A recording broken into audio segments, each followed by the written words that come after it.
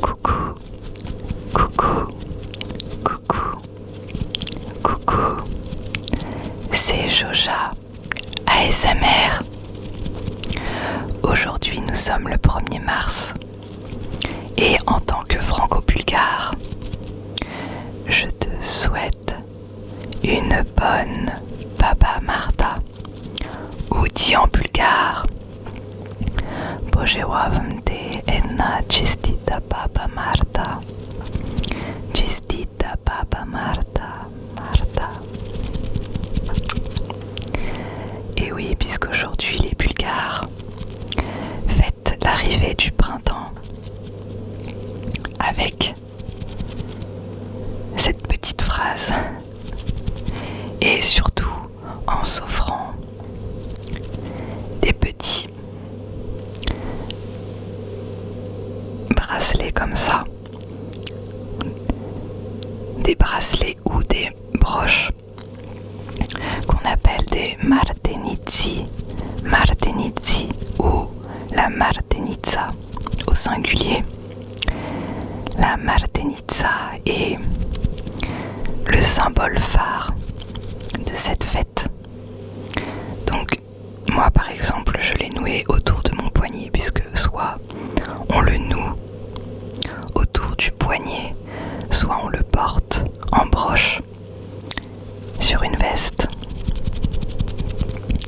Et donc on s'échange ces martenici qui eux-mêmes symbolisent la santé. C'est le fil rouge. Et la prospérité et le bonheur, ça c'est le fil blanc. Donc ce sont des fils en laine et qui se nouent comme ceci ou en broche. Je vais te montrer. Et donc cette fête se fête tous les 1er mars de chaque année.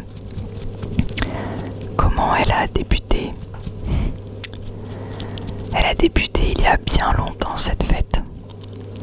Elle a débuté le 1er mars 681 après Jésus-Christ. En fait, l'histoire, et qui est vraie, c'est une vraie histoire, c'est que en fait, il y a bien longtemps, avant que la Bulgarie se soit formée telle qu'on la connaît actuellement, elle n'était pas du tout comme ça. Il y a une tribu qu'on appelait les proto-bulgares. Les proto-bulgares qui étaient installés en Asie centrale ont été un jour chassés de leur terre par les Mongols et ils ont dû partir et s'installer quelque part ailleurs. Le souverain qu'on appelle en français un Khan, K-H-A-N, ou en bulgare Khan. C'est un titre que portaient les souverains mongols, turcs, persans ou tartares. Et le Khan, qui est à l'origine de cette tradition, de cette fête, qu'on appelait d'ailleurs le Khan Asparuh,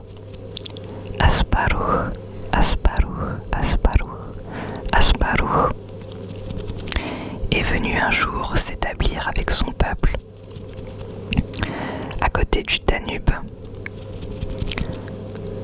côté roumain, chez à l'époque les Daces.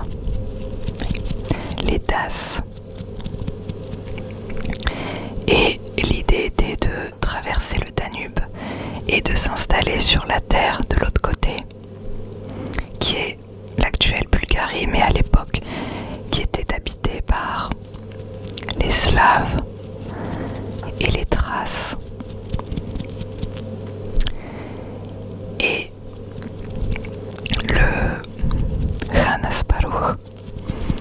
décidé de traverser le Danube et d'aller parlementer avec ces peuples-là pour pouvoir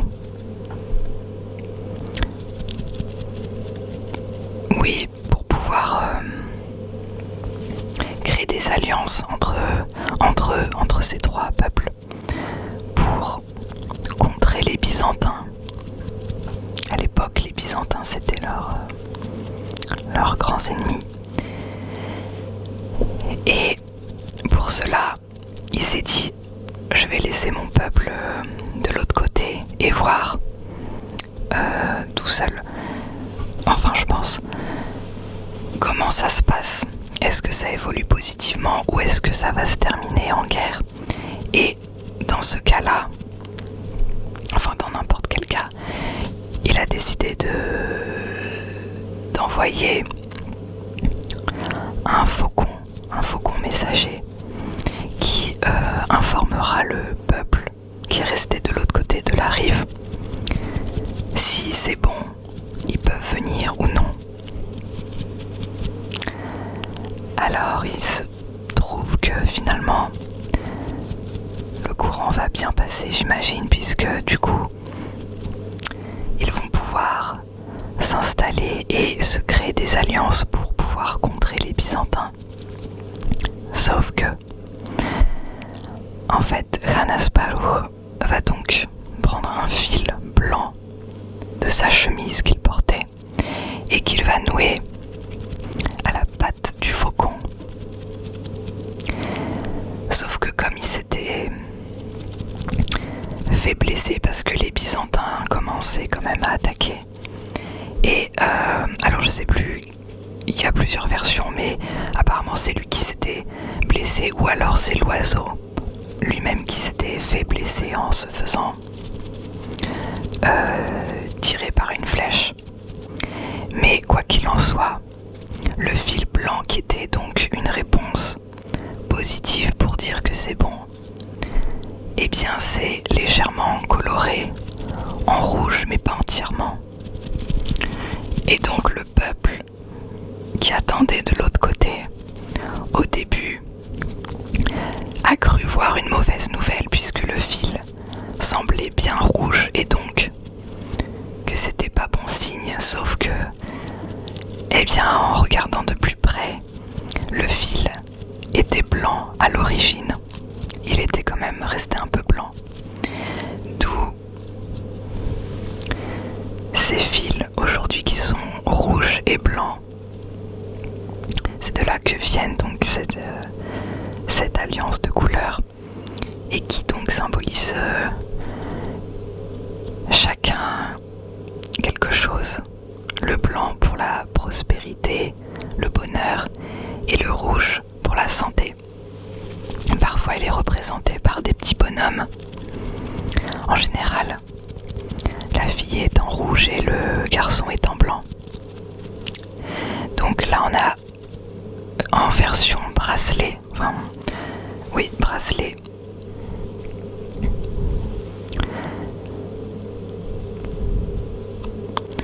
Celui-ci c'est ce que j'ai au poignet. Et ici c'est marqué Zdravé. Zdravé qui veut dire santé en bulgare. Voilà, avec ces petits fils en laine. Une autre variante.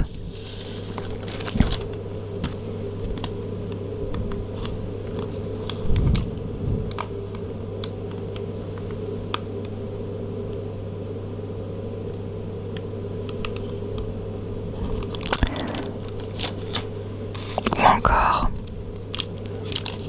comme ça, c'est plus fin, c'est plus discret.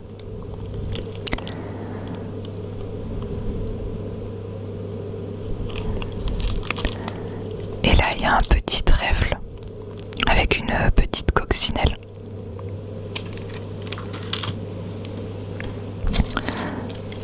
Aussi, comme ça en version bracelet avec des petites perles en forme de papillon. Mais aujourd'hui on a plein de variantes, c'est très varié.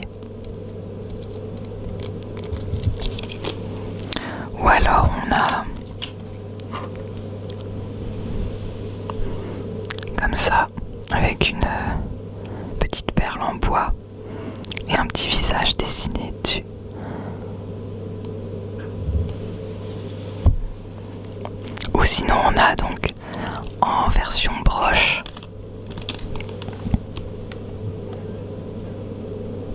avec les petits fils.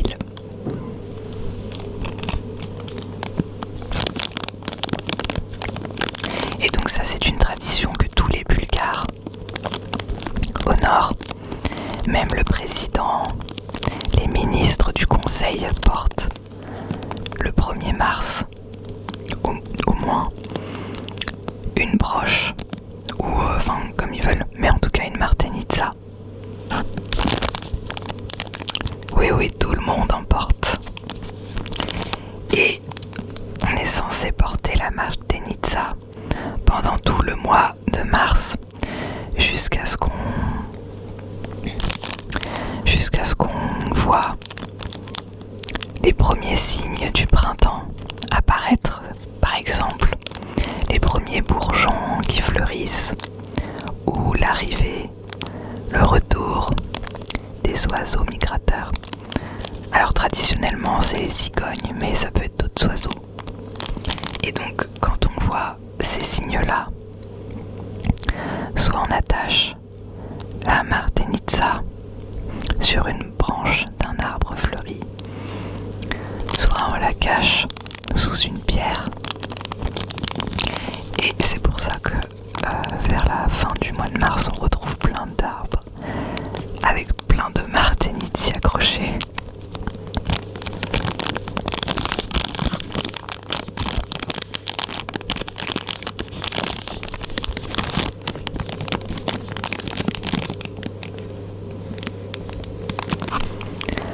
Zdravé, šťastie i kısmet, qui veut dire santé, prospérité et chance.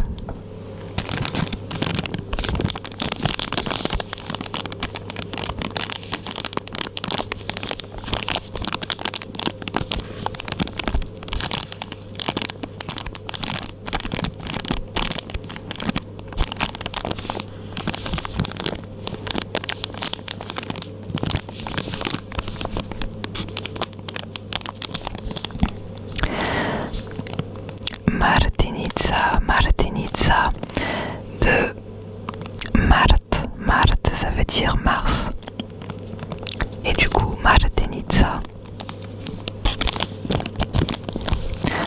on dit là en Bulgarie on dit que le mois de mars c'est le mois des femmes parce que c'est un mois très changeant, notamment avec les giboulées de mars.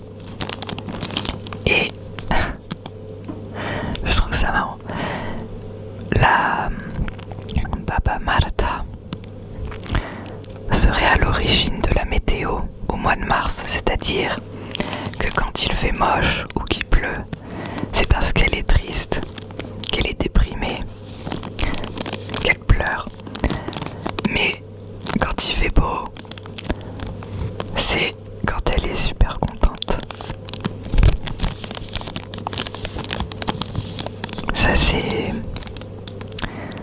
comme ça qu'on interprète la météo au mois de mars là-bas. Ça serait selon les humeurs de Baba Marta.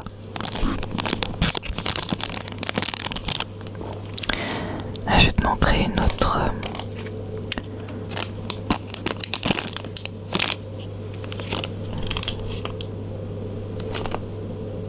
Tu vois là, il y a les petits personnages.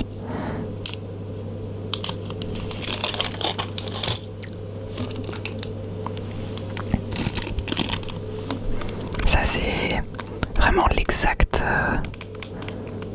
reproduction traditionnelle de la martenitsa avec les petits pompons comme ça. Ça serait la fille et ça serait le garçon.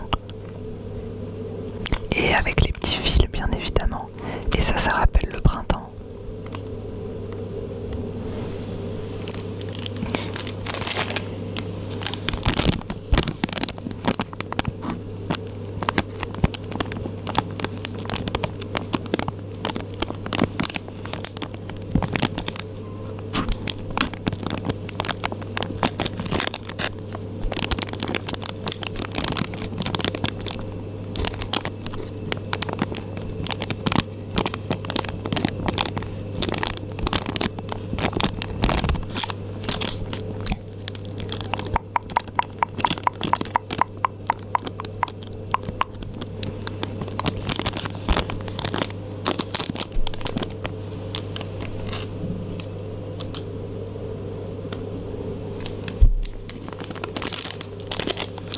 sinon, de manière générale, les Bulgares sont des gens très attachés à leur tradition. Et c'est un peuple qui est très joyeux, je trouve. Ils ont une réputation d'être très easygoing.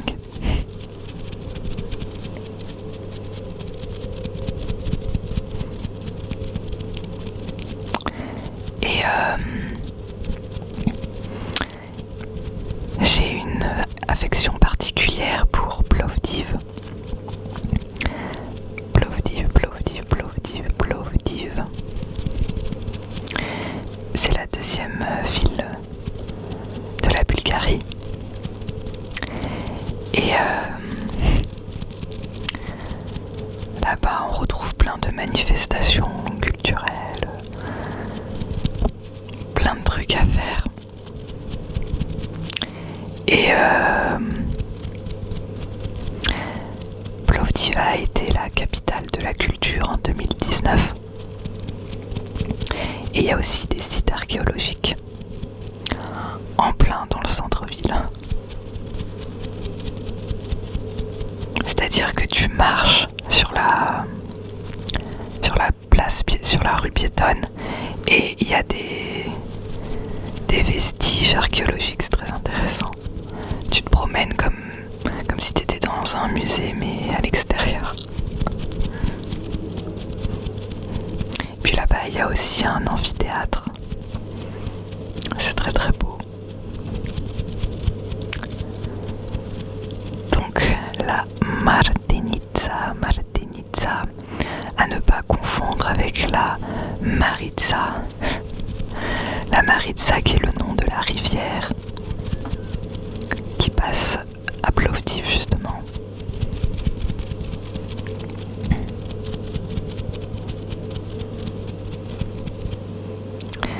Donc je te souhaite en ce jour spécial d'avoir une bonne santé, d'être heureux, d'avoir de la chance, de la prospérité.